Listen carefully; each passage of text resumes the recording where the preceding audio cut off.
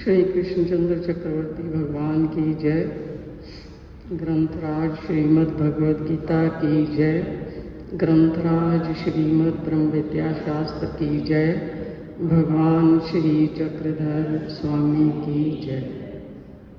सभी भक्तों को जय श्री कृष्ण, जय श्री चक्रधर, सबको दंडवत प्रणाम। देखो, भगवान की जितनी भी लीलाएं हैं, ये सोचो कि उनका उद्देश्य क्या है। क्या उद्देश्य है उनका, क्या वो बताना चाहते हैं, क्या समझाना चाहते हैं।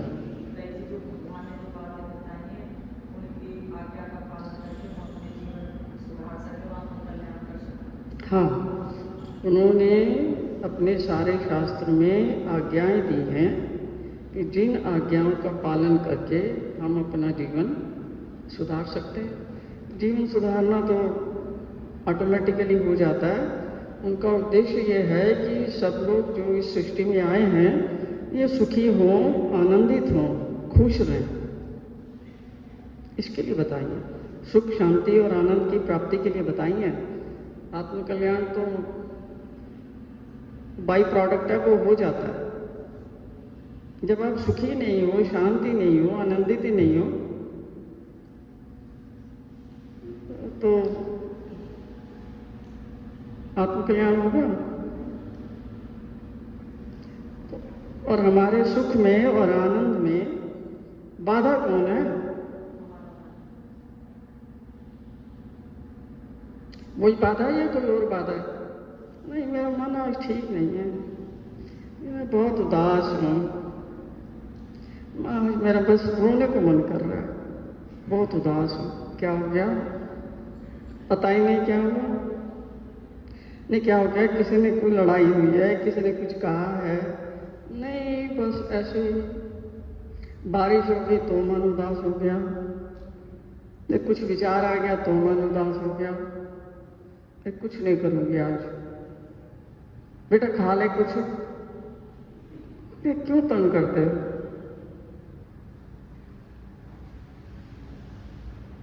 पापा ने कुछ कहा? मैंने कुछ कहा? बुआ ने कुछ कहा?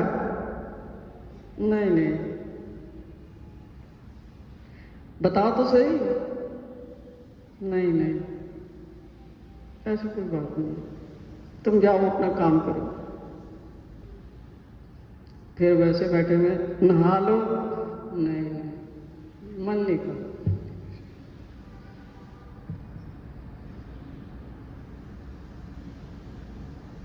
महसूस किया इस चीज को? किया? सबने महसूस किया ना? मतलब बगैर बात के। और भगवान कहते हैं कि जब तक किसी चीज का कोई कारण नहीं हो, कोई भी कार्य उपस्थित हो नहीं सकता। हर चीज की कोई ना कोई वजह तो जरूर होती है ना। अब ये अलग बात है कि हमारे खोपड़े में वो वजह क्लियर हो या ना हो, उससे क्या फर्क पड़ता है? वो अपना प्रभाव तो दिखा रही है। जो हम लोगों से करप्ट बोलते हैं, किसी ने कुछ कहा नहीं, लेकिन वो फिर हमारा स्वभाव बन जाता है कि अंदर से परेशान है। क्या परेशानी है? परेशानी नहीं कि किसी ने परेशान किया है, नहीं। तो जो घर के सारे लोग हैं वो एक एक करके पूछते हैं, इसने किया है, इसने किया है, इसने किया है, उसने कुछ कहा है, किसने कुछ कहा है? नहीं, किसी ने कुछ नहीं कहा। लेकिन फिर भी व्यक्ति परेशान है। तो ये पता लग गया कि जो परेशानी है उसका मूल कारण मन ही है। और दूसरी बात ये समझो कि मन के अंदर जितने भी जन्म आपके अभी तक हो चुके हैं, उस जन्मों में, उन जन्मों में आपके साथ जैसा जैसा व्यवहार हुआ, चाहे आपने किया, चाहे औरों ने आपके साथ किया, उसके सारे संस्कार कहां पर हैं? कहां पर एकत्रित होते हैं? हमारे मन के अंदर। मन की बहुत सारी सूक्ष्म परतें हैं। जो कॉन्शियस माइंड है, जिसको कहते हैं चेतन मन, उसका रोल सिर्फ 5% है। कितना है? 5%। 5% चेतन मन, कॉन्शियस माइंड आपको चला रहा है, तो 95% आपका अवचेतन मन आपको चला रहा है, और उसमें सारी चीजें संग्रहित हैं। किसने मेरे साथ किस जन्म में क्या किया, और वही सब लोग आपके जीवन में आ रहे हैं, क्योंकि उन सबके साथ आपने अकाउंट खोल रखे हैं। लेने के और देने के आपने अकाउंट खोल रखे। तो वो लोग वैसी शक्ल में आपके सामने ना भी हों, पर वो संस्कार जो हैं उनको अच्छी तरह से पता है कि इस जीवन में आपके इर्द गिर्द कौन कौन से लोग उसने बिठा रखे। जितने भी संबंध हैं, लिख लेना कहीं, जितने भी संबंध हैं, उनमें से एक भी संबंध तुम्हारा नहीं है। एक भी संबंध तुम्हारा, यानी तुम्हारी आत्मा का। तुम्हारे शरीर के तो सारे संबंधी हैं ना, लेकिन तुम्हारा एक भी संबंध तुम्हारा अपना बनाया हुआ नहीं है। तो ये संबंध किसने बनाए? कैसे आ गए ये लोग हमारे जीवन में? आपके कर्मों के अनुसार और आपके संस्कारों के अनुसार, आपकी प्रवृत्तियों के अनुसार, और आपने जो अपना जीवन जीने का निर्णय लिया है उसके अनुसार ये सारे लोग आपके जीवन में आ गए। इनको कौन भेजता है? ये सारा काम कौन करता है? भगवान कुछ नहीं करते। ये सारा काम कौन करता है? भगवान की आज्ञा से माया करती है। महाराजा धीराज भी कुछ करता है? वो अपनी चप्पल खुद उठा के लाता है, अपना उसको प्यास लगे तो पानी का गिलास खुद जाके पीता है रसोई में अपनी, है? अपना लत्ता कपड़ा खुद निकालता है रोज पहनने के लिए। उसको कौन सी ज्वेलरी पहनाई जाएगी, उसका कौन सा मुकुट रखा जाएगा, उसका क्या हार श्रृंगार किया जाएगा, खुद करता है? कुछ नहीं करता। वो सिर्फ होता है, तो कुछ करता नहीं है। इसलिए सारे कार्य करने वाली इंचार्ज जो है, जो प्रभु की प्रमुख शक्ति है, आदि शक्ति है, उसका क्या नाम है? माया। उसका नाम है माया, या उसको प्रकृति भी कहते हैं। माया प्रकृति वो सब काम करती है।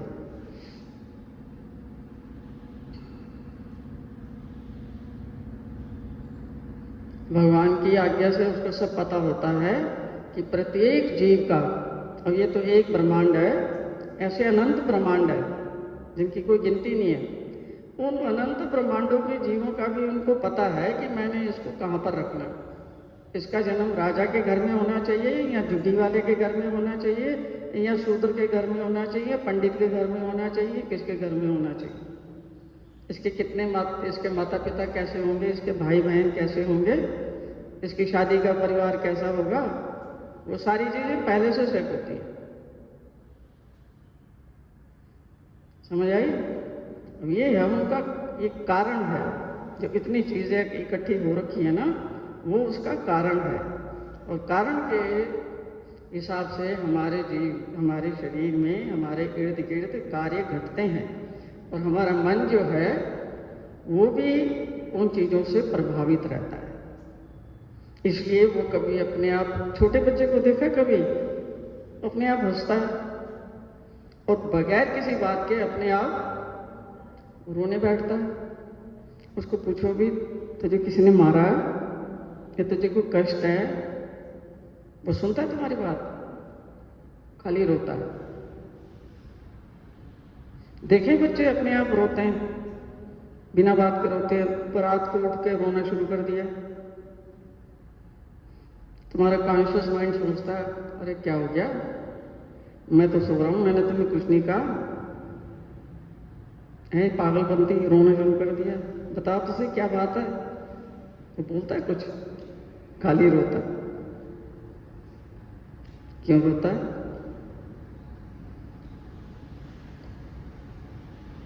जितना छोटा होता है उसको अपने पूर्व जन्म की सारी स्मृतियां अच्छे से पता होती है। किसी की पिछली जान गई, किसी ने उसकी हत्या की, गोली मार के, चाकू से, छुरी से, तलवार से, किसी चीज से, नदी में डुबो के, कुछ ना कुछ। अब जब उसको वो विचार आएगा, शरीर तो उसका नया हो गया, लेकिन शरीर में अभी वो पूरी तरह से कनेक्टेड नहीं है, उसका कॉन्शियस माइंड, उनकी सोच विचार अभी जागृत नहीं हुई, इसलिए वो भय से डरता है। उसको वो याद आ जाती है जो उसको परेशान करती है, बैठ कर रोना शुरू करता है। फिर उसके कुछ लोग ऐसे भी होंगे जिन्होंने उससे प्यार किया होगा, उसको दुलार किया होगा, अच्छा बर्ताव किया होगा, तो बगैर बात के बैठे बैठे हंसता है, खेलता है, आनंद बाल आसन में घूमता रहता है बेचारा, इधर उधर डोलता रहता है। उसको पूछो कि क्या हो गया, ऐसे कैसे इतना खुश हो रहा है? बताता कुछ? तो यहां से एक बात पता लग जानी चाहिए कि दुख का और सुख का ये जो अनुभूति होती है मन को, इसका कारण कहाँ है?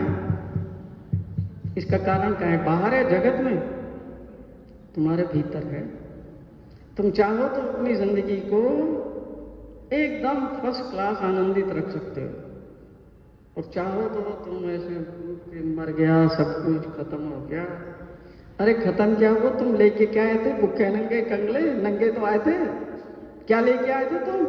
ओ सब डूब गया, सब खत्म हो गया भाई जी, सब खत्म हो गया, अब तो कुछ नहीं बचा जीवन में, सब खत्म हो गया। मैं कहता तुम लेके क्या आए थे जो खत्म हो गया? देखे तुमने ऐसे लोग, छोटी सी घटना हो जाए इतने टेंशन में आ जाते हैं, डिप्रेशन में आ जाते हैं, सब कुछ लुट गया, सब बस अब तो खत्म है, अब जीवन को ही खत्म कर देना चाहिए, अब इसका कोई अर्थ नहीं है। देखे ऐसे लोग मिले जिंदगी में?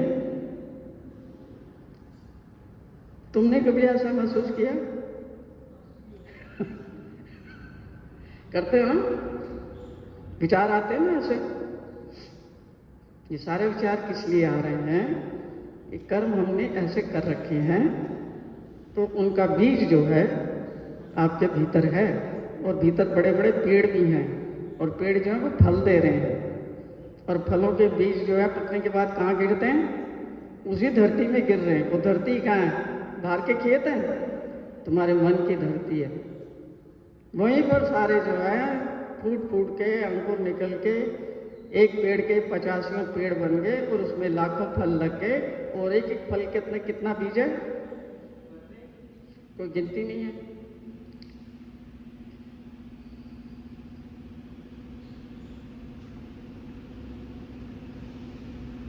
तो तुम्हारी अपनी खुशी जो है, खुशी और दुख का कारण ना समझने के कारण हम क्या करते हैं? जो लोग हैं हमारे नजदीक, हम उन पे उंगली उठाते हैं। उंगली उठाते हैं ना उन पे। मेरी सास ने मुझे परेशान कर रखा है, मेरी बहू ने मुझे परेशान कर रखा है, मेरे पति ने परेशान कर रखा है, मेरे बच्चे मेरी बात नहीं सुनते इसलिए मैं परेशान हूं, मेरे बॉस ने मुझे परेशान कर रखा है, मेरे फलाने ने मुझे परेशान कर रखा है। किसी की कोई औकात है कि तुम्हें परेशान कर सके? तुम्हारे खोपड़े के अंदर कोई घुसेगा कैसे? उसको घुसने कौन देता है? साले पहले परेशानी के अंदर घुसने देते हैं, जब घुस जाती है, जब अपना प्रभाव दिखाती है, मर जाना ही अच्छा है। इससे तो रोज रोज की किचकिच, रोज रोज की किचकिच, रोज रोज का ये, अरे उस परेशानी को अंदर किसने घुसने दिया? तुम्हारे खोपड़े में, तुम्हारे विचारों में तुमने ही दिया ना। और फिर भी उंगली, निर्दोष व्यक्तियों पर उंगली उठाकर, अभी तुम्हारी उंगली कटेगी या नहीं? हाँ, एक उंगली वहां जा रही है तो तुम्हें 4 उंगलियां ये तुम्हारी तरफ है, ये बता रही हैं कि प्रॉब्लम यहां है, प्रॉब्लम वहां नहीं है। दूसरों पे उंगलियां उठाना बंद करो। तुम लोगों को इतने साल हो गए प्रवचन सुनते हुए, तुम अभी भी तुम्हारी उंगली वहीं जा रही है। मेरे पास सारी खबर आ जाती है, एक एक की खबर मेरे पास है, मुझे कोई बताने नहीं आता, बताने कोई नहीं आता। तुम बताते हो मुझे कुछ? तुम बताते हो कुछ? ये दोनों ही हैं जो यहाँ आपके साथ होते हैं, मुझे कोई कुछ नहीं बताता।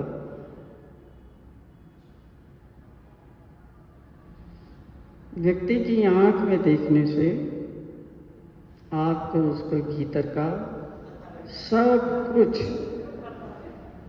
पता लग जाता है। किसी को कुछ पूछने की जरूरत नहीं है किसी को कुछ पूछने की जरूरत नहीं है, क्योंकि वो जो भी बताएंगे अपनी बुद्धि से तो बताएंगे, अपनी गलती थोड़ी बताता कोई ना। वहां ने ऐसा किया, वहां ने ऐसा किया, वो ऐसा करती है, वो ऐसे करता है, अपनी बताता कोई नहीं, अपनी कोई नहीं बताता। इसलिए पूछना ही व्यर्थ है, क्योंकि आंख ही सब कुछ जो है ना वो प्रकट कर देती है।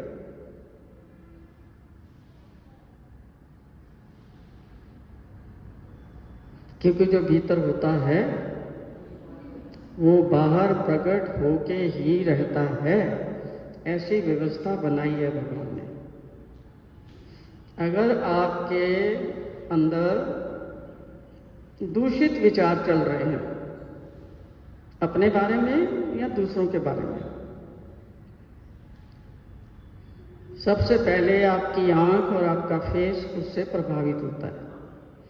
आप उसको जितना भी नकली हंसी में बदलने की कोशिश करो, जितने भी दांत दिखाने की कोशिश करो, जितना भी और कुछ भी कर सकते हो वो करने की कोशिश करो, लेकिन सच्चाई जो है वो प्रकट होके ही रहती है।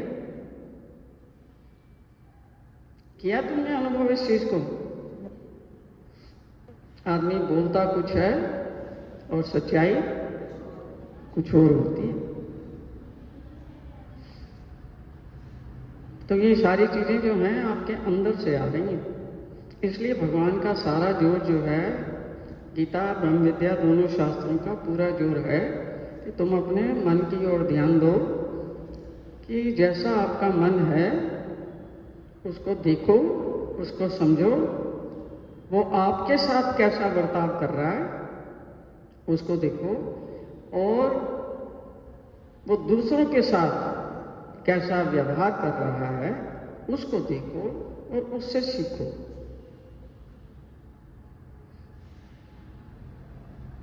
क्योंकि देखो, आत्मा तो बिल्कुल शुद्ध है, निर्मल है, निर्विकार है, पवित्र है। ना वो करती है, ना कुछ लेती है, ना देती है, ना वो किसी कर्म के बंधन में आती है। ऐसे ही परमात्मा भी, परमेश्वर, ना तो कुछ करता है, ना कराता है, ना किसी के किसी बंधन में आता है।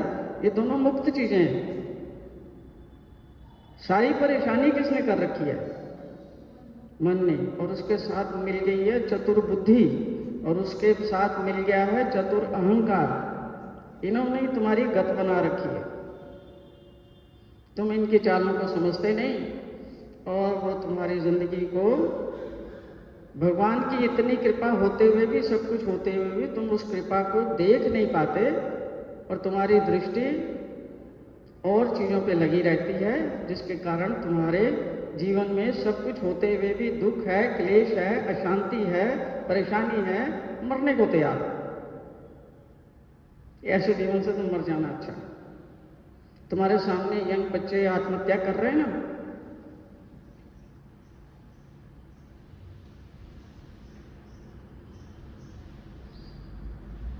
वो किस लिए कर रहे हैं? उनके माँ बाप ने सता रखा है, बहू ने या बेटों ने सता रखा है?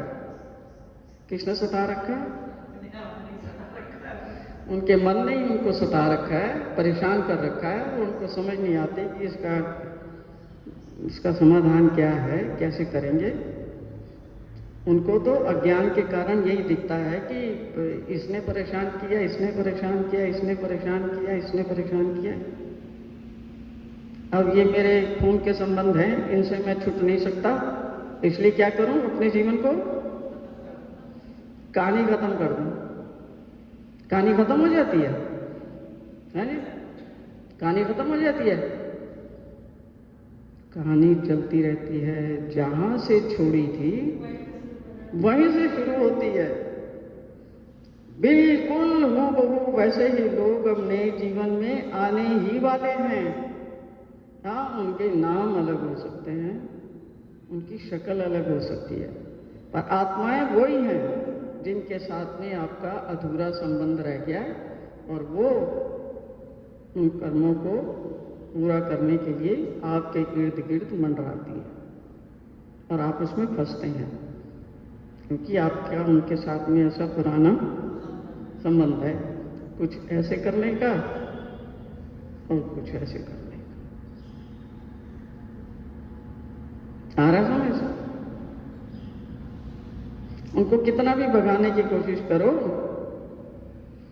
जितना उनको भगाने की कोशिश करोगे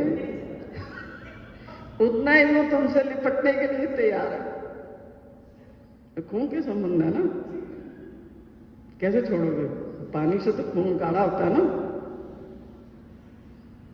ये समझ जाओ कि जिस चीज से आप पीछा छुड़ाने की कोशिश कर रहे हो और पीछा नहीं छुड़ा पाते हो, वो क्या है?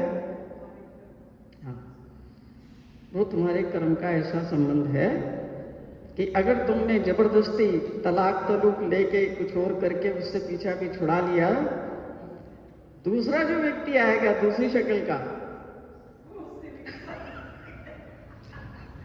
वो इसी काम के लिए आया है।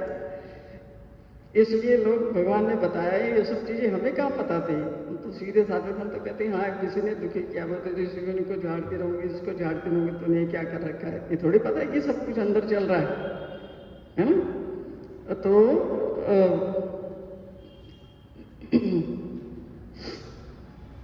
जब थोड़ा आदमी शांत होकर बैठता है तब उसको पता लगता है, उससे पहले उसको पता नहीं लगता। भगवान ने एक बड़ा सुंदर दृष्टांत दिया है।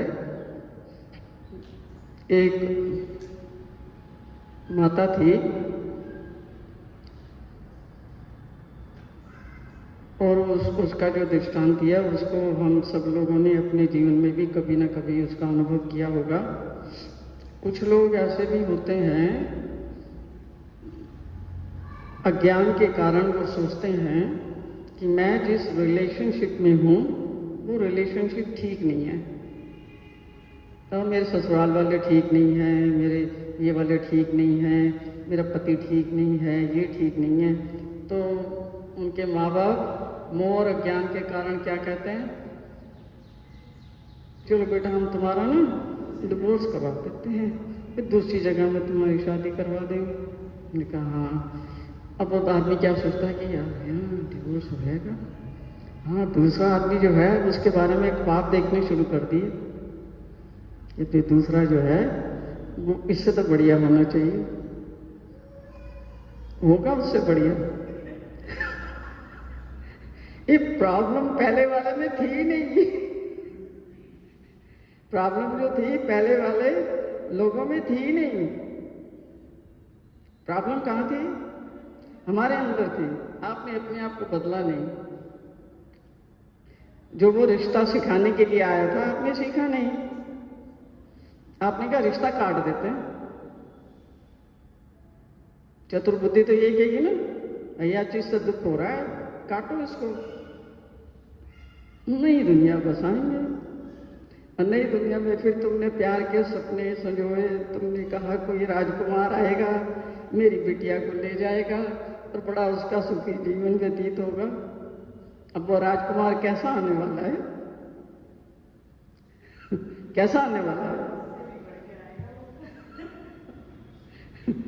बिल्कुल सेम वही विचारधारा के लोग आपके जीवन में आएंगे, क्योंकि आपका मन ऐसी चीजों को ही अट्रैक्ट करता है।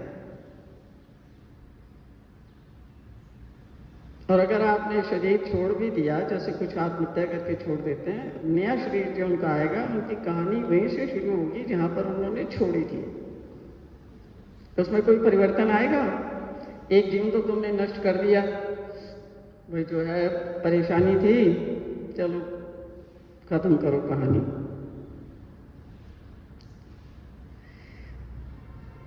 जब भी उस व्यक्ति को नया जीवन मिलेगा, उसकी कहानी कहां से शुरू होगी? जहां पर छोड़ी थी। जो कर्मों का भोग जहां छोड़ा था, वहीं से उसको उन कर्मों के भोग को दोबारा से आरंभ करना पड़ेगा। मतलब कुछ भी आप कर लो, कर्म जो है, अगर आदमी कहीं छुप के भी बैठ जाता है किसी अंडरग्राउंड जगहें बनाकर, जैसे ये फौजी लोग छुपते हैं ना लड़ाई के मैदान में ऊपर, इतना भी तुम छुप के बैठ जाओ, तुम्हारा कर्म नहीं पहुंचेगा वहां? पहुंच जाएगा। तो उस चीज को हम समझते नहीं हैं, उसको हम समझने का प्रयास नहीं करते।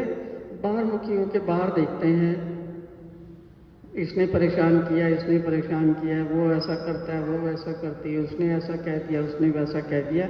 ये फजूल की बातों में जितनी भी तुम्हारी भगवान ने ऊर्जा दी है, सोचने समझने की बुद्धि दी है, उसको तुमने किस में खर्च कर दिया? बेकार की चीजों में खर्च कर दिया। अब तुम थक के उसके बाद कहते नहीं, अब मेरा जी अच्छा नहीं है, बस सो जाती हूँ, बस वो चीजें ओवरवेलमिंग हो गई, भाग में आइए तो कभी ना समझेंगे, मैं बहुत थक चुकी हूँ, मैं परेशान हूँ और मुझे और परेशान मत करो, है ना? वह गाना भी तो है, भूली हुई यादों मुझे इतना न सताओ। अब क्या करो? हैं? हाँ, सो जाते हैं। कुछ आगे भी है, भूली हुई यादों मुझे इतना न सताओ, कुछ चैन से रहने दो, मेरे पास ना आओ। जितना आप उनको भगाना चाहते हैं, उतना ही वो आपके पास आएंगे, और जिसको आप अपने पास बुलाना चाहते हैं, वो उतना ही आपसे दूर जाएगा। ये सिद्धांत है। जिन चीजों से हमें भगवान ने एक सूत्र बताया है कि हमारी पसंद और नापसंद, भगवान ने दोनों को छोड़ने के लिए कहा है कि जीवन ऐसे व्यतीत करो, तुम्हारी कोई पसंद नहीं होनी चाहिए और नापसंद नहीं होनी चाहिए। सब लोग बड़े परेशान है, सबकी तो पसंद है, सभी तो पसंद रखते हैं, ये चीज मुझे पसंद है, ये नहीं पसंद है, वही तो हमारा जीवन चला रही है। हम कहते हैं इसी कारण तुम दुखी हो, तुम ना कोई चीज पसंद रखो ना नापसंद रखो, फिर तुम्हें परेशानी होगी। तुम्हारी पसंद किसने बनाई? तुम्हारे खोपड़े ने, तुम्हारे मन ने, तुम्हारी बुद्धि ने तुम्हारी पसंद बनाई। ऐसा होना चाहिए, ऐसा होना चाहिए मेरे हिसाब से। वैसा होगा क्या बाहर? सबसे बड़ा दुख का कारण है ये नहीं। और दूसरी, तुमने नापसंद बता दी कि इस किस्म के लोग मुझे कतई पसंद नहीं है, मतलब वो मेरे जीवन से दूर चले जाने चाहिए। अब प्रकृति को यह संदेश पहुंचता है, वो क्या करेगी? जिनको भगाना चाहते हो, उसी नस्ल के लोग और तुम्हारे जीवन में आएंगे, और जिनको नजदीक ले आना चाहते हो, उसी नस्ल के लोग आपसे दूर भागेंगे। सारा जीवन इतना कुछ परमेश्वर ने दिया हुआ होने पर भी, करोड़ों की संपत्ति, ये आपका शरीर दिया हुआ होने पर भी, आपके एक छत है ऊपर, साथ में आपके माता पिता हैं, ये पति पत्नी हैं, ये बच्चे हैं, ये परिवार है, तो पैसा आ रहा है, आपकी रोग की, बीमारी की, सब चीज की व्यवस्था लगी हुई है। जीवन बड़े आनंद से गुजर सकता था, लेकिन अब बीच में ये दो पंगे खड़े हो गए, भैया ये तो मुझे पसंद है और ये मुझे ना पसंद है। नापसंद वाले को हटा दो और पसंद वाले को ले आओ। ना कभी नापसंद वाला हटता है, ना कभी पसंद वाला आता है, बस परेशान है। इसलिए कभी रोने बैठते हैं, कभी फोन करने बैठते हैं, कभी साला शॉपिंग करने जाएंगे, कभी शॉपिंग करने निकल जाते हैं, कभी ऐसे घूमने घामने निकल जाते हैं। ये सोचते हैं कि ये चीज जो है शायद थोड़ी कम हो जाए, होती है। वापस घर में आते क्या होता है, लोग वेकेशन में क्यों जाते हैं? वेकेशन करके आएंगे, शिमला जाएंगे, मसूरी जाएंगे, दार्जिलिंग जाएंगे, इधर जाएंगे, उधर जाएंगे, क्या करने जाते हैं?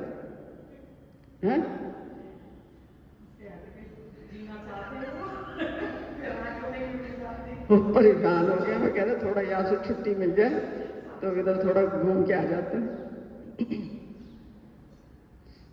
जब तक वहां रहते हैं थोड़ी देर के लिए वो जो चीजें होती हैं दिमाग से ओझल हो जाती हैं। क्यों ओझल होती हैं उसको भी समझो। क्योंकि वहां आ जाती है नई सीनरी, आ जाती है नए चित्र, आ जाते हैं नए लोग, आ जाते हैं नए शॉपिंग मॉल, आ जाते हैं नई चीजें, आ जाती है नई वेदर, आ जाती है। आदमी कहता है यार और 20-25 हज़ार रुपये खर्च हो गए, कोई बात नहीं, पर देखो मन तो बहल गया ना। अब वो वापिस आते हैं, जैसे ही उनका घर 200 किलोमीटर दूर रह जाता है तब उनका क्या होता है उस वेकेशन का, है? जब घर की गली आ जाती है क्या रहता है उनका हाल, विचारों का क्या होता है? सारे वापिस आ जाते हैं ना। और जिस टेंशन को छोड़ के गए थे वो सारी की सारी वही मिलेगी आपको। कुछ लोग कहते हैं कि जिस घर में मैं रहती हूँ ना तो घर ही मनहूस है, बहुत गंदा है, तोड़ा दो उसको, तोड़ा के इसको नया बना। नहीं बनाने से जो है वो सब बढ़िया हो जाएगा, है ना? ये कुछ कहते हैं घर ही मनहूस है, ये शहर ही मनहूस है, तो यहाँ नहीं रहेंगे, किसी और शहर में जाएंगे, मुंबई में जाएंगे, नागपुर में जाएंगे, विशाखापट्टनम में जाएंगे और वहाँ जाके बनाएंगे, वहाँ सब कुछ नया नया होगा। ठीक है, सब कुछ तो बाहर नया नया होगा, पर तुम तो पुराने ही हो, तो तुम्हारा मन तो वही पुराना है घिसा पिटा जिसने तुम्हें वहां परेशान रखा था। अब यहां तुम्हारा मित्र बन जाएगा। तो यहां की बातें तो छोड़ो, अगर आपको स्वर्गलोक में भी भेज दिया जाए, और जाना इतना आसान नहीं। पांडु राजा की मैंने आपको कथा सुनाई थी कि बेचारे 100 यज्ञ करने थे, 99 किए थे, तो भी बेचारे इधर पौड़ी में बिठा के दुर्गति होती रही। तो ऐसे लोगों को स्वर्ग में अगर भेज दिया जाए तो वहां क्या करेंगे? उनका वही मन तो उनके साथ है ना, शरीर तो कोई दूसरा है, लेकिन उनका मन और बुद्धि तो सूक्ष्म रूप से वो सारी चीजें उनके साथ है ना। खुश रह पाएंगे हम? रह पाएंगे खुश? है? ऐसे एक माता थी, उसने कहा कि ये जगह खराब है ना, इसमें बड़ी, इस घर में बड़ी बैड मेमोरीज है, तो यहाँ मेरे को बहुत दुख होता है, यार रहना ठीक नहीं है, तो मनहूस है, मतलब छोड़ देते हैं उसको। उसने कहा मैं यहाँ नहीं रहूंगी, किसी और जगह में रहूंगी, महाराष्ट्र में रहूंगी। अब महाराष्ट्र सुना है बड़ी अच्छी जगह, वहां रहूंगी। अच्छा है, महाराष्ट्र चले गए। उसके घर में क्या हुआ था कि पहले उसके पति चले गए, उसके 2-3 संतान थी, वो भी चली गई। उसने कहा सारा सब कुछ ये घर ही खा गया है, छोड़ देना चाहिए इसको। अब वहां चली जाती है, वो चीजें रिपीट होनी बंद हो जाएंगी जिनको समझा नहीं है। वहां जाती है, नई जगह में जाती है। उसने कहा कोई पति भी नहीं बनाऊंगी और अब कुछ और भी नहीं करूंगी, एकांत में रहूंगी। वो पुराणों की कथाएं होती हैं उसमें जाऊंगी, भागवत की कथाएं होती हैं उसमें जाऊंगी, और भगवान का भजन करूंगी और आराम से जो है अपना जीवन व्यतीत करूंगी। चलो ठीक है, 2-4 दिन, 5 दिन, 10 दिन, महीना, 2 महीने, 4 महीने, 6 महीने चलता रहा। वो थोड़ी खुश थी। तो फिर सर्दी का मौसम आ गया तो उसने कहा कि अब इधर उधर बाहर बरामदों में घूमने से अच्छा है किसी कोई सात्विक देख लेते, कोई ब्राह्मण हो तो ब्राह्मण के बरामदे में अपना सो जाया करेंगे। ऐसा विचार आ गया। उसने देख लिया, एक ब्राह्मण का घर था, ब्राह्मणी थी, 3-4 बच्चे थे। तो उसने कहा कि हम ठंड के दिन हैं, हम यही सो जाया करें बरामदे में, सुबह उठ के निकल जाएंगे तो मंदिरों की परिक्रमा करेंगे और भगवान का भजन ध्यान करेंगे, भिक्षा मांग के खाएंगे। हम बहुत दुखी हैं। ब्राह्मण ने कहा ठीक है, वैसे कर लो। अब शुरू कर लिया। तो थोड़ा समय बीतता है, ब्राह्मण मर जाता है। नहीं, ब्राह्मणी मर जाती है। पहले ब्राह्मणी मर जाती है। ब्राह्मण कहता है जी अब ब्राह्मणी तो गई, अब ये 4-4 बच्चे हैं तो कोई तो चाहिए रोटी वोटी पकाने के लिए। तो उसने कहा माता थोड़ी समस्या आ गई है मेरे परिवार में, ब्राह्मणी चल बसी है लेकिन अब ये मेरे छोटे छोटे बच्चे हैं, ऐसे कोई 2 साल, 5 साल, 7 साल, 10 साल, ऐसे 4-5 बच्चे थे। तो उसने कहा है कि इनकी जो है देखभाल करना ज़रूरी है, सबसे पहले तो इनके लिए खाना ज़रूरी है, इनको जीवित रखने के लिए। अब वो बेचारी पुराणों की कथा सुन रही थी। अब उसके दिल में क्या उपज आया? दया आ गई, ममता आ गई और दया आ गई बच्चों के प्रति। उसने कहा चलो कोई बात नहीं, अब वो नहीं है तो ठीक है, जैसा आप कहते हो।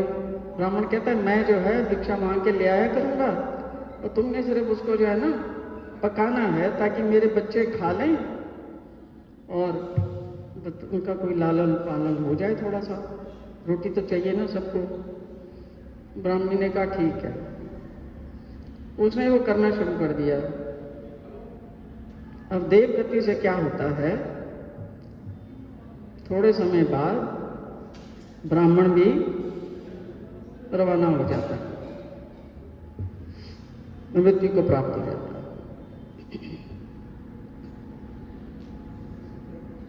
अब उसका क्या हाल होगा ब्राह्मणी का, जो रोटियां पका रही थी, ममता के कारण, बच्चों से प्रेम के कारण। अब वो चारों बच्चों की उसको पालना करनी पड़ेगी कि नहीं? वो अपने घर से क्यों गई थी कि मेरे 3-4 बच्चे मर गए, मेरा पति भी मर गया, ये घर मनहूस है, ये घर ने सारा कुछ खाया है। अब वहां भी उस घर ने खाया था, हैं? वहां भी उस घर ने खाया था कुछ। घर मनुष्य था। मनुष्य क्या चीज थी? सोच। अब देवगति से क्या होता है कि धीरे धीरे बच्चे भी, अब छोटे बच्चे थे, माता का प्रेम नहीं मिला, अब पिता का भी प्रेम नहीं मिला। अब वो बेचारी जो रह गई थी, वो पहले तो बहुत ही क्लेशित थी। वो तो उन बच्चों को बिल्कुल देखना तक नहीं चाहती थी कि साहब मेरे बच्चे मर गए, ये जीवित हैं, मेरा कैसे होगा। दूर रखती थी कि इनसे कहीं मेरा प्रेम ना हो जाए, कभी मोह ना हो जाए इनसे, फिर और दुखी होंगी। लेकिन जो उसके अंदर के भाव थे, जो अंदर की दुनिया थी, अंदर के विचार थे, अंदर की भावनाएं थी, जिसके कारण वो वहां जाकर के भी उनमें फंस गई। अब उसके दुख की क्या सीमा होगी जब उसके भी वो चारों बच्चे चले गए, एक के बाद एक। ये होता है। जगह भी आपने बदल ली, शहर भी बदल लिया, मकान भी बदल लिया, अपने आप को जब तक आप नहीं बदलते, आपकी दुनिया, आप कहीं भी चले जाओ, स्वर्ग में भी चले जाओ, कहीं भी चले जाओ, वो बदलने वाली नहीं है। ये उदाहरण दिया है भगवान ने। आहिर देश की वृद्धा का एक दृष्टांत है जिसमें ये बताया गया है, और यहाँ से साफ आपको पता लगता है कि क्या आपकी पसंद है और क्या आपकी नापसंद है। अगर उसको आप नहीं सुधारते तो आपके जीवन में भी बिल्कुल हूबहू ऐसा ही होता है, क्योंकि पसंद वाली चीज के आप पीछे भागते हो, वो आपके हाथ नहीं लगती, और जो नापसंद है उसको भगाते हो, लेकिन वो भगती नहीं, वहीं रहती है। इसलिए आपके जीवन को नर्क बना देता है।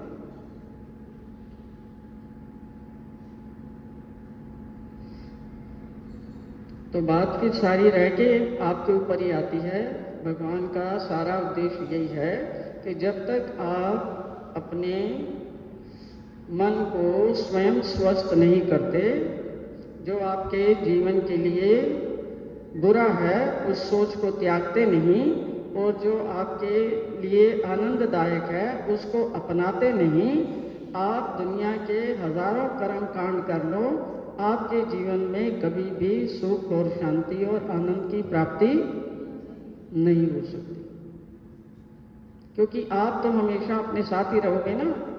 बाहर की चीजें बदल लोगे, लोग बदल लोगे, वातावरण बदल लोगे, शहर बदल लोगे, पार्टनर बदल लोगे, पर तुम्हारी सोच तो तुम्हारे साथ ही है। उसको कौन बदलेगा? तुम्हारी सोच के बारे में किसी को नहीं पता, सिर्फ तुम्हें पता है। और बदलना चाहो तो तुम ही बदल सकते हो। बदल लोगे, अपनी ये पसंद और नापसंद को देख लोगे कि क्या जो मैं पसंद करती हूँ या नापसंद करती हूँ उसमें कितनी जान है, क्या वो शास्त्र के हिसाब से ठीक है। अगर वो शास्त्र के हिसाब से ठीक है तो तुम्हारे जीवन में सुख आएगा, अगर वो शास्त्र के हिसाब से ठीक नहीं है तो तुम कितना भी और कुछ कर्म कांड कर लो, आपके जीवन में कदापि सुख और शांति नहीं आ सकती। तो भगवान की जितनी भी लीलाएं हैं वो हमारे जीवन को ऊंचाइयों पर ले जाने के लिए हैं, हमारा सुधार करने के लिए हैं। हर एक लीला में वो यही बता रहे हैं कि आपको क्या करना चाहिए। आपने शांत होकर बैठना, तो ये बैठेंगे तो बाहर जाओ बेटे, बाहर जाओगे तो क्या करना है? बीड़ा चढ़ाना है? हैं?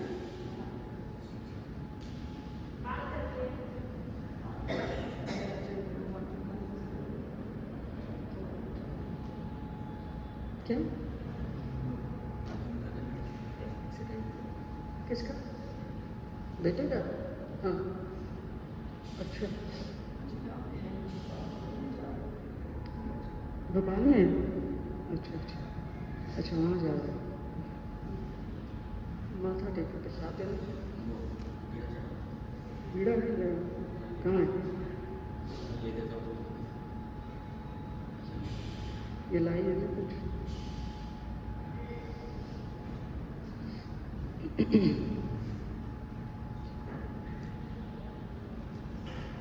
बना दो उनका बीड़ा।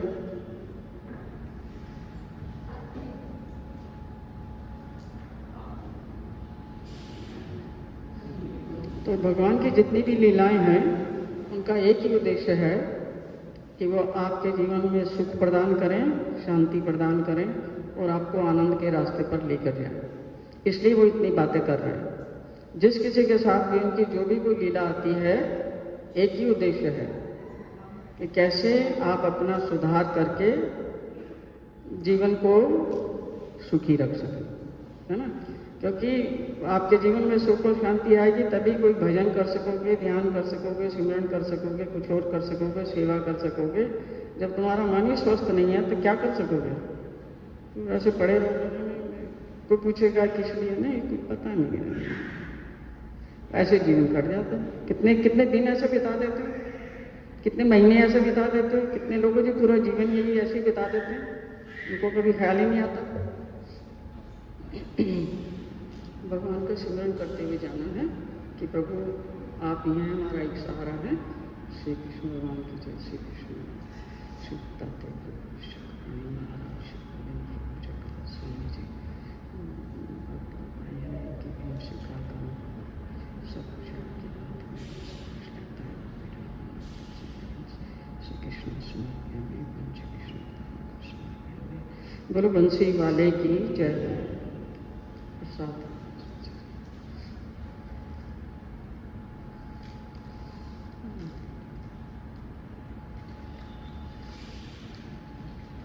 भगवान के नाम में तो जाना है।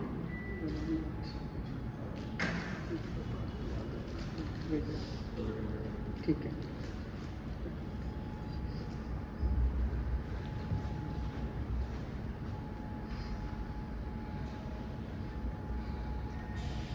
ये आज की जो लीला है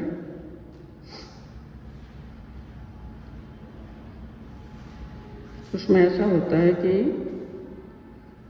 रात के समय जब भक्त लोग सब सोने की तैयारी में होते हैं, जिस कुटिया में भक्त लोग रहते थे भगवान के साथ डोमेग्राम में, वहाँ रात को एक कुत्ता जो है वो उनकी कुटिया में घुस आता है। और भगवान के समय में सब लोग ऐसे थालियों में बैठ के परोस के नहीं खाते थे। उनके पास एक झोली होती थी, उसमें एक आधा पात्र रखा होता था ना, झोली में एक पात्र रखा होता था जिसमें जाके वो भिक्षा मांग के लाते थे और भगवान को वो झोली दृष्टिपूत करवा के कि प्रभु ये मिला है भिक्षा में, और उसको खा लेते थे। और जिस किसी ने किसी कारण से नहीं खाया, वो अपनी झोली को, जैसे हम लोग वो टांगने के लिए घर में खूंटी लगा देते ना, कील लगा के या खूंटी लगा के, तो वहाँ खूंटियाँ लगी हुई थी और सब लोग अपनी झोली को खूंटी में लगाते थे। तो नागदेव जी जो भगवान के शिष्य थे, जिन्होंने सबसे ज़्यादा भगवान से लाभ उठाकर अपने आप को बदला और भगवान की सेवा के योग्य बनाया, और भगवान की कृपा से और उनके प्रयत्न से वो मोक्ष के अधिकारी बने।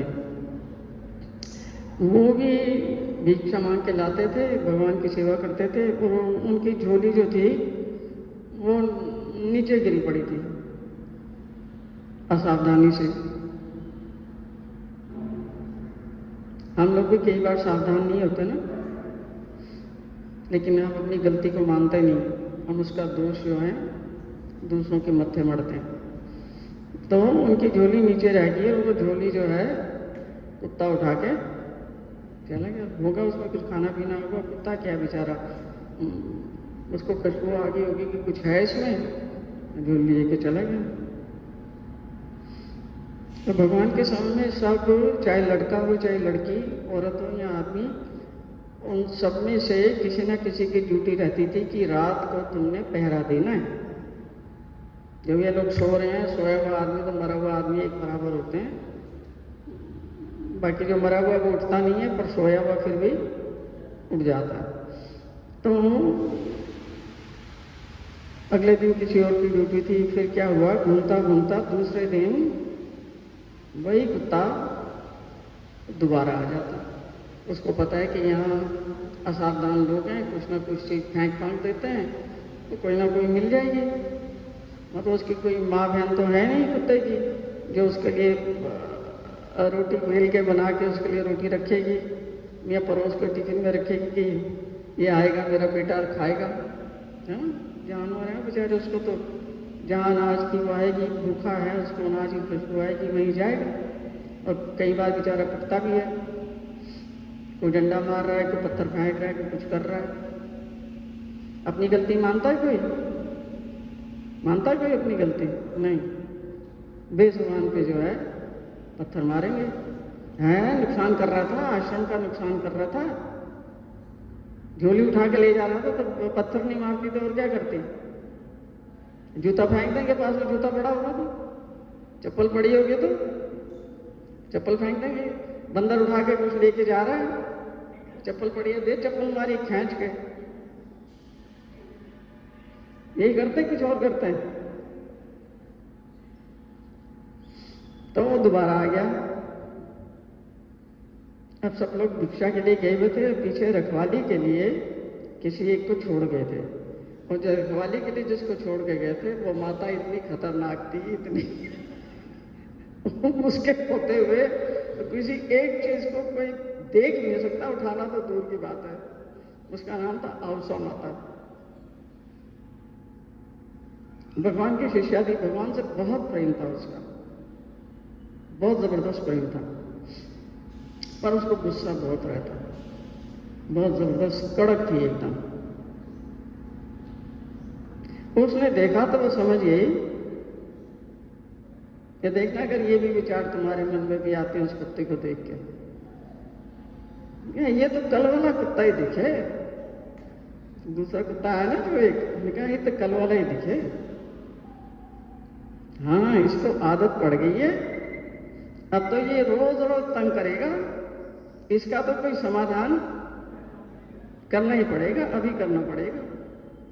पास में कोई ईंट वीट पत्थर वत्थर कंकर पड़ा होगा, और निशानेबाजी दे निशाना लगाया सीधा यहां पर, और वो tray tray tray tray tray tray करता करता करता बेचारा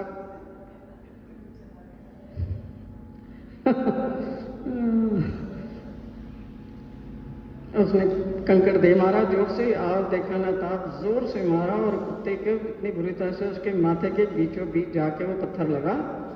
उसको इतनी पीड़ा हुई, बेचारा चीखता हुआ, अकंदन करता हुआ, झोली वोली तो क्या देखनी थी, वहीं से बेचारा बाहर चला गया। अब भगवान वहां पास में ही बैठे थे, तो भगवान ने अपने दोनों हाथों से अपना सिर पकड़ लिया। वो कह रही, पत्थर तो मां को मारा था, आपने सिर क्यों पकड़ लिया? ना, वो तो उसके मारा था, झोली जो ले जा रहा था रोज।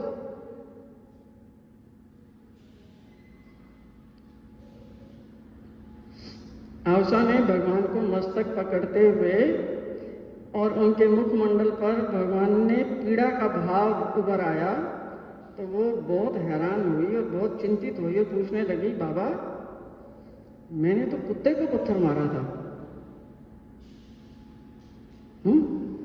मैंने तो कुत्ते को पत्थर मारा था, आपने अपना माथा क्यों पकड़ लिया?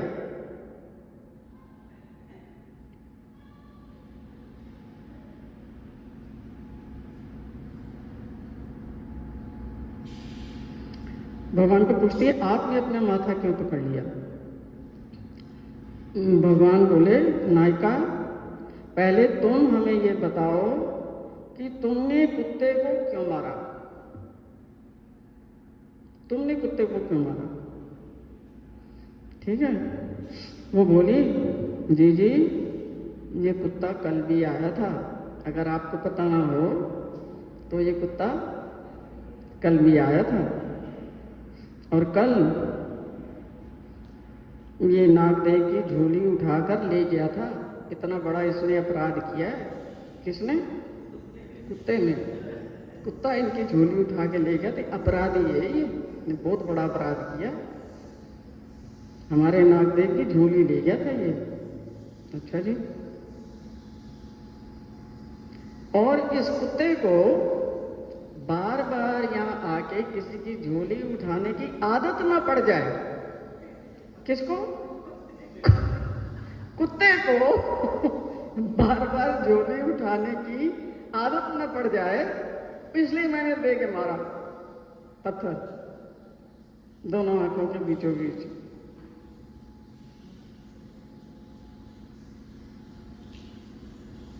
इसलिए मैंने इसको यहां से भगा भी दिया कि इसको बार बार यहां आने की आदत ना पड़े। मतलब कुत्ते की आदत की चिंता है। आप क्या कर रहे हो उसके ऊपर दृष्टि नहीं है, कुत्ते का सुधार करना है। मैं कुत्ता कैसे आ गया घर के भीतर, झोली लेके चला गया, इसका तो निश्चित सुधार करना पड़ेगा। ये चलेगा थोड़े कि रोज रोज आएगा झोली उठा के ले जाएगा। हमारी सोच क्या इससे अलग है नहीं? हमारी सोच इससे अलग है। यही है सोच हमारी। दूसरे का सुधार करना है, कुत्ते को कहीं आदत ना पड़ जाए। मेरी आदत है तो उसकी तो कोई बात नहीं, कुत्ते को नहीं पड़नी चाहिए। अब भगवान ने समझाना शुरू किया। जो शिष्य होता है उसकी मुख्य प्रॉब्लम होती है अज्ञान। जो चीज भगवान को पता है वो शिष्य को नहीं पता होती। शिष्य सारे काम अज्ञान के कारण करता है। जैसे ये एक प्रत्यक्ष उदाहरण है कि कुत्ते को सुधारना है कि कुत्ता यहाँ दोबारा आके ऐसा काम ना करे। अपने आप को सुधारना नहीं है। जिसको थोड़ा सा भी ज्ञान होगा उसका फोकस अपने आप को सुधारने पे होगा। जब तक आपका फोकस दूसरों को सुधारने में लगा रहता है आप ज्ञान से कोसों मील दूर हैं। जब तक आप दूसरों के व्यवहार पर टिप्पणी करते हैं कि वो ऐसा ना करता तो मैं भी ऐसा ना करती, तो शुरू तो उसने किया था तो मैंने तो जवाब देना ही था ना। फिर अज्ञानी और ज्ञान का भेद वहाँ खत्म हो जाता है। मतलब ज्ञान जो कागजी ज्ञान भी है आपको, वो आपके काम नहीं आएगा। जब तक आपने उसको व्यवहार में उतारा नहीं वो आप कभी काम नहीं आता आपके। भगवान कह रहे हैं जो झोली जमीन पर गिरी पड़ी थी वो तो नागदेव की गलती है। इसको समझो आप कि नागदेव अगर झोली खूंटे पे टांग देता, सावधानी बरत लेता, तो एक कुत्ता जो है या उसकी झोली ले जाता कल। खूंटे पे से तो नहीं उतार के ले जाएगा ना, नीचे पड़ी हुई थी तो ले गया। तो अपनी गलती को मानो। गलती नागदेव की है और पत्थर कौन खा रहा है? कुत्ता खा रहा है। अब तुम समझिए तुमने बड़े पुण्य का काम किया कुत्ते को भगा के। उसे अपनी झोली सही जगह पर टांगनी चाहिए थी। कुत्ता बेचारा तो जानवर है, वह तो मुंह मारेगा ही। और उसकी भगवान कहते हैं उसकी कौन सी माँ और बहन बैठी हैं जो उसके लिए खाना पकाएंगी। जहां उसे कुछ मिल जाएगा वो तो बेचारा खाने की तलाश है, तो वो तो कोशिश करेगा कि कहीं ना कहीं से उसको कुछ मिल जाए। तो अवसा बोलती है स्वामी जगन्नाथा, वो तो आपकी बात बिल्कुल ठीक है, मैं समझ गई, पर आप मुझे ये बताएं कि आपने अपना माथा क्यों पकड़ा था? मैंने जब पत्थर उसको मारा था तो आपने अपना माथा क्यों पकड़ा था? तो क्या आपको पीड़ा हुई थी? आपने ऐसा क्यों किया? आपने अपना मस्तक क्यों पकड़ा था? क्या कंकर लगने का दर्द आपको भी हुआ था? और फिर वो प्रश्न करती है क्या आप सर्वात्मक हैं, मतलब सभी जगह उपस्थित हैं? क्या आप सर्वव्यापक हैं, सारी जगह में व्यापक हैं? किसी को भी चोट लगने की अनुभूति आपको होती है? मतलब मैंने किसी को भी कुछ कहा, किसी को भी मारा, गाली गलौज दी, कुछ भी किया, तो क्या उन सब चीजों की अनुभूति आपको होती है? ये उसने प्रश्न पूछा। अवसा जिज्ञासा से भरकर एक के बाद एक प्रश्न पूछती रही। तो भगवान क्या बोले? निस्संदेह नायिका, मतलब बिना किसी शक के तुम ये समझ जाओ कि जिस किसी को भी आप कष्टित करोगे, जिस किसी को भी हम दुखी करते हैं, उसकी सारी दुख भरी संवेदना भगवान तक पहुंचती है और उनको भी वही दर्द होता है जो हम दूसरों को दे रहे हैं। और भगवान ने इसको आगे भी स्पष्ट किया है कि मैं सबके हृदय में विशेष रूप से स्थित होता हूँ। तो हमें भी तो दुख जो है हृदय में ही महसूस होता है ना। तो जब आपको कोई दुखी करता है तो आपको महसूस होता है, जब आप किसी को दुखी करते हो तो उसको महसूस नहीं होगा? होगा ही नहीं होगा। और भगवान जो सबके हृदय में है उसको नहीं महसूस होगा। उसको भी होता है। तो भगवान ने यहाँ पर स्वीकार किया है कि मैं सर्वव्यापक हूँ और सर्वात्मक हूँ, सबका आत्मा मैं ही हूँ। निस्संदेह नायिका उस चोट की वेदना, वेदना यानी उसका दुख, उसकी तकलीफ, जो वो चिल्ला रहा था, बेचारा अक्रंदन कर रहा था, उसकी वेदना हम तक पहुंची है, तभी हमने अपने मस्तक को पकड़ा है। फिर कुछ रुक कर भगवान बोले कि क्या तुम ये नहीं जानती कि ईश्वर सभी जीवों का आत्मा है? क्या तुम ये नहीं जानती कि ईश्वर ही सभी जीवों का आत्मा है? किसी भी जीव के साथ अन्यायपूर्वक बर्ताव करना, हिंसा करना, प्रताड़ना करना, ये इस प्रकार से ईश्वर के प्रति हिंसा करना है। जो कुछ भी तुम दूसरों के साथ कर रहे हो, वो तुम पहले अपने साथ करते हो और फिर ईश्वर के साथ करते हो। ये ख्याल हमको आता है? कतई नहीं आता। हमको ये ख्याल आता है ये मेरी बहन है, ये मेरी मौसी है, मेरी देवरानी है, मेरा भाई है, मेरा मित्र है, मेरा शत्रु है, इसके साथ तो ऐसे करना पड़ेगा, ये तो ऐसे मानेंगे ही नहीं। उस वक्त हमें ये ख्याल आता है कि जो कुछ भी हम कर रहे हैं अपने व्यवहार में, अपनी आत्मा के साथ और अपने भगवान के साथ वैसा ही व्यवहार कर रहे हैं। उधर से हम भगवान का नाम लेके 3-3 घंटे माला फेरें और दिन भर में ऐसे काम करें, चलेगा? सारी दुनिया ऐसे ही कर रही है। पढ़ने लिखने की चीज को अलग रख रखा है, अपने मन को अलग रख रखा है, अपने व्यवहार को अलग रखा है। दूसरों के साथ जैसा व्यवहार करोगे, ये समझो कि वही व्यवहार आप ईश्वर के साथ कर रहे हो। अगर इस चीज की आपको समझ आ जाती है तो आप कभी भी किसी के साथ दुर्व्यवहार करने के काबिल रहोगे। कर सकते हो? करते हो ना? अगर हम करते हैं तो किस चीज की कमी है? हमारी समझ की कमी है। हमने इस बात को ही नहीं समझा। हम तो उनको अपना रिश्तेदार देखते हैं कि मेरा मित्र है या मेरा फलाना है। हम हमेशा चाहे झूठ हो, चाहे छल हो, कपट हो, अपनों के साथ खड़े रहते हैं, अपने खून के साथ खड़े रहते हैं। और दूसरे सही भी हो तो उनको गालियां देते हैं। मतलब आप भगवान के ही विरुद्ध जा रहे हैं। सच्चाई के विरुद्ध जाना, किसके विरुद्ध जाना? आपकी आत्मा के विरुद्ध, भगवान के विरुद्ध। इसलिए तुम कभी भी सुखी हो सकते हो ऐसे आचरण से। समझने के लिए राजी हो? नहीं। समझने के लिए भी राजी नहीं और करने के लिए भी राजी नहीं। तो चलते रहो, अपनी मन की भक्ति करते रहो, यहाँ के ढोंग भोसला करते रहो। कृष्णा तुम मेरा, ते मैं तेरी। वो नहीं समझ रहा कौन किसका है नी? वो नहीं समझ रहा कृष्ण भगवान तू तो मेरा है, तो मैं तो तेरी है। वो करते रहो। वो नहीं देखता हमारी हरकतें अंदर बैठा हुआ। कितना गहन उपदेश दिया है भगवान ने। भगवान कह रहे हैं कि उस चोट की वेदना हम तक पहुंचती है, तभी हमने मस्तक को पकड़ा है। क्या तुम नहीं जानती कि ईश्वर ये सबकी आत्मा है? किसी भी जीव के साथ अन्यायपूर्वक व्यवहार करना, हिंसा करना, एक प्रकार से ईश्वर के प्रति हिंसा करना है।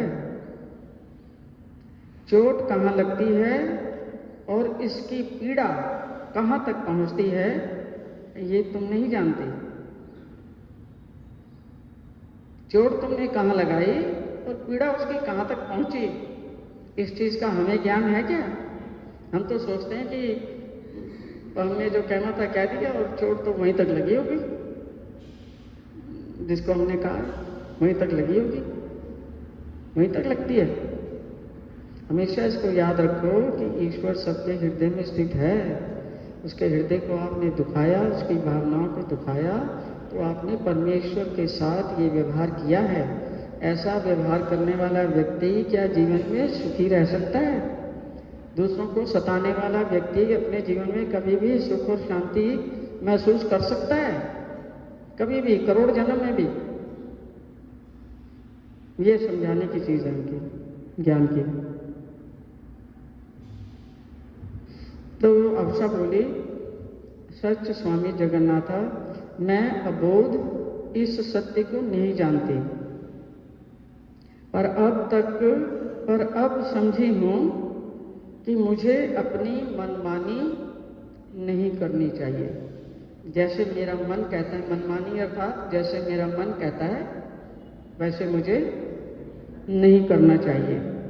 कुछ भी करने से पहले उसका परिणाम क्या होने वाला है इसको देखना चाहिए। ये मैं समझी हूँ आपकी बात से। और ये कहकर वो भगवान को क्षमा प्रार्थना करती है कि भगवान, मुझे इस चीज़ की सच्चाई नहीं पता थी, मेरा दिमाग इतनी दूर जाकर सोच नहीं सकता था। मैंने तो यही सोचा कि नागदेव हमारा और नागदेव की वो झोली ले गई, अब वो दोबारा आएगा या फिर किसी के लेगा, मैं इसको सबक सिखा दूँ ताकि इसकी आदत का तो सुधार हो जाए, इसलिए मैंने उसको पत्थर दे मारा था।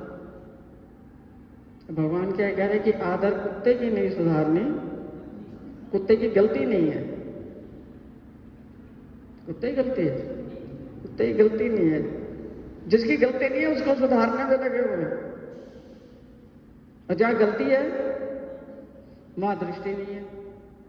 ये इस लीला का जो ज्ञान भगवान उसको दे रहे हैं।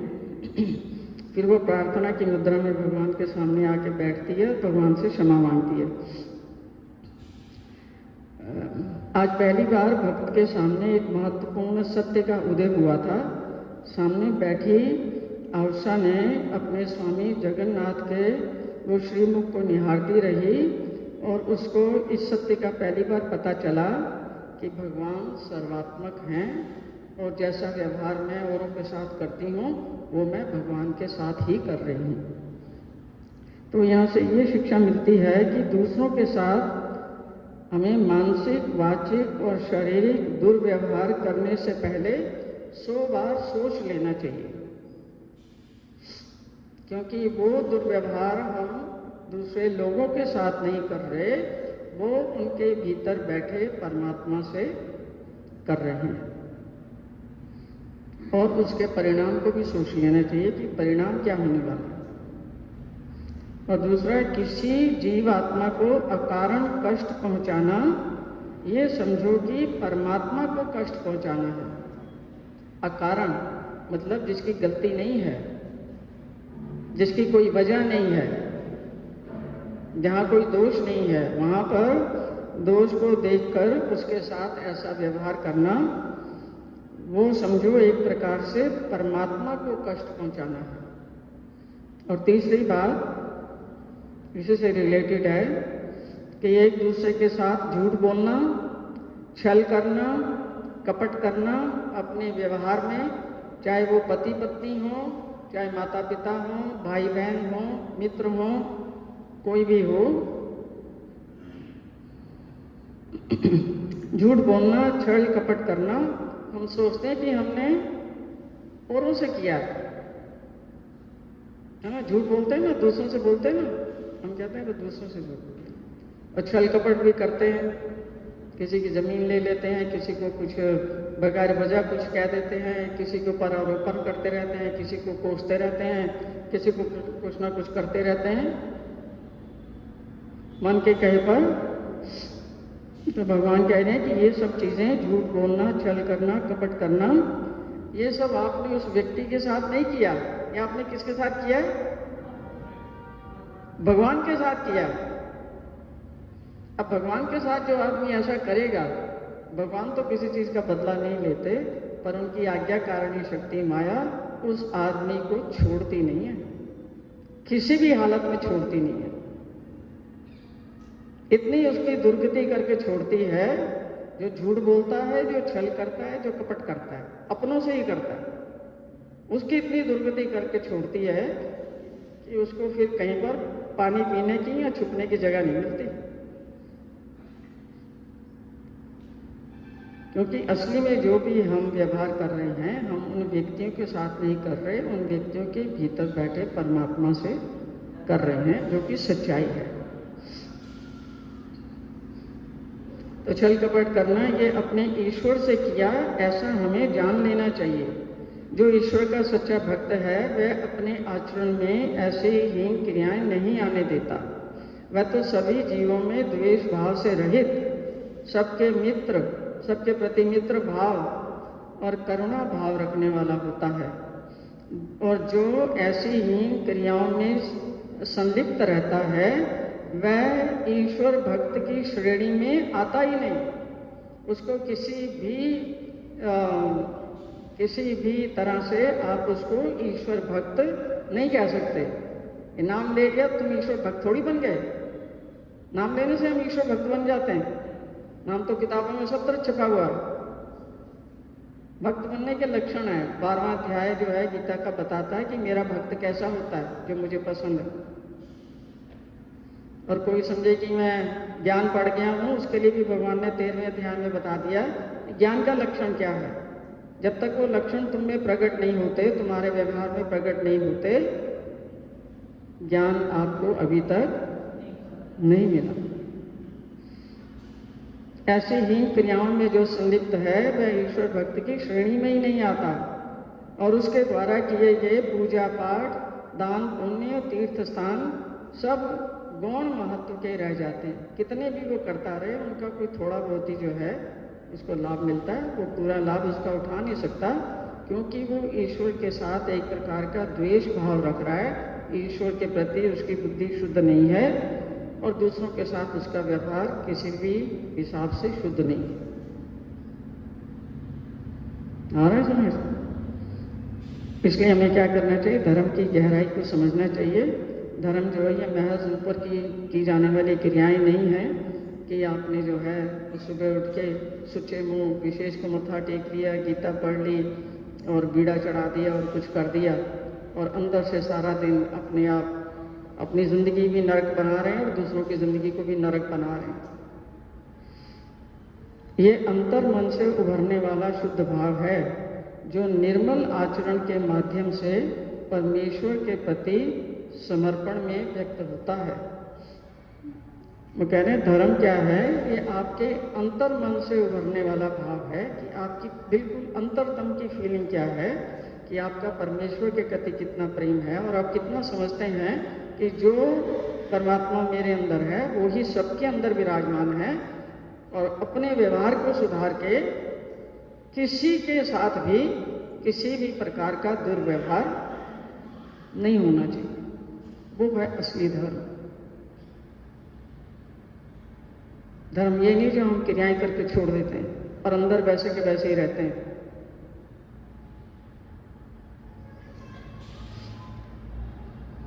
ये लीला आपने कई बार सुनी होगी, लेकिन इसका अमृतार्थ जो है बहुत गंभीर है। बाहर से ऐसा लगता है कि कुत्ते को पत्थर मार दिया, कुत्ता झोली उठाने आया था, बस बात खत्म हो गई। बात वहां खत्म नहीं होती। यहाँ सुनिए, श्री कृष्णचंद्र चक्रवर्ती भगवान की जय। ग्रंथराज श्रीमद् भगवद गीता की जय। ग्रंथराज श्रीमद् ब्रह्म विद्या शास्त्र की जय। भगवान श्री चक्रधर स्वामी की जय। आप सबने बड़े ध्यान से सुना, उसके लिए आपकी आभारी हूँ। सबको जय श्री कृष्ण, जय श्री चक्रधर, दंडवत प्रणाम।